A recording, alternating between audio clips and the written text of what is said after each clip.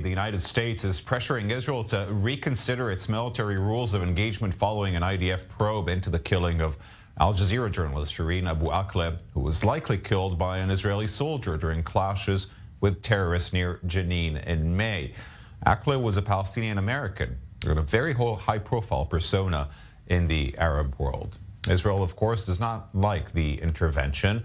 Earlier today, Prime Minister Lapid said the IDF never deliberately shoots at innocent people. We're committed to the freedom of the press and to the strictest open fire rules in the world. But let it be clear, I will not allow a soldier in the IDF to be prosecuted because he defended his life from the shots of terrorists just so we will receive applause abroad. No one will dictate our opening fire protocols when we're fighting for our own lives. Our fighters have full backing from the Israeli government and the Israeli people. Miri Eisin, the Biden administration has been pressuring Israel to review its open fire policy. Secretary of State Antony Blinken has raised the issue with Prime Minister Lapid and with the Ministry of Defense. Now we have what they have to say. What sort of changes is the U.S. expecting to see, and how dare they, if I may, intervene in issues of the IDF? That's a little bit too much to ask of a partner country. Not just a partner country, a strategic partner. When it comes to the term rules of engagement, for our audience, this is a very military term. But one of the aspects that most people don't understand is that the Israeli rules of engagement are incredibly more strict than any other military in the world, including the United States of America. When we talk about the rules of engagement that you give our soldiers, these are our children, our kids. They are drafted. It is 18 to 21-year-olds. You teach them how to do so. You give them the high moral ground. You talk to them about what needs to be done. The basic idea of the rules of engagement in Israel are, if you have a doubt, there's no doubt, don't shoot. I would challenge anybody anywhere in the Western world, I'm not talking about non-democracies, to give me rules of engagement that are so clear-cut. If there's a doubt, there's no doubt, don't shoot.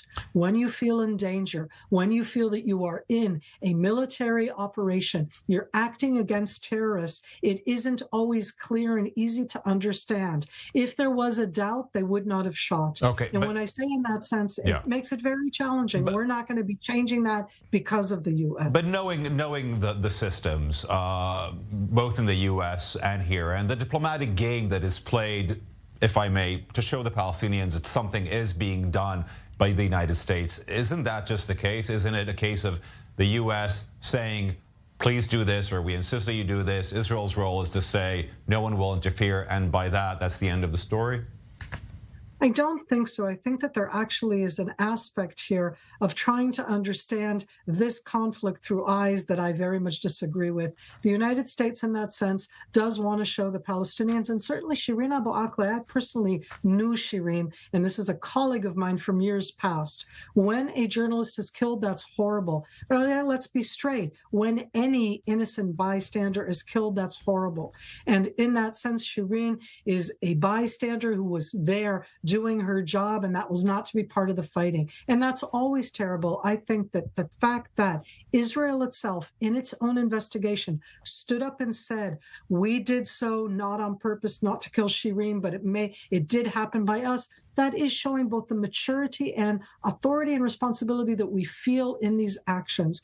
The United States, at the end, has a complex relationship. What does it mean to be Palestinian American? What does it mean to be Israeli American? The United States, at the end, I'm Israeli.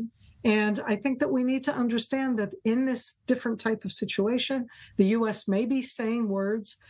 For Shireen's family, it's very important. Let's not discount that. She is a journalist who was killed in a time period where you don't want things like that to happen. It's not the first time, sadly, not the last.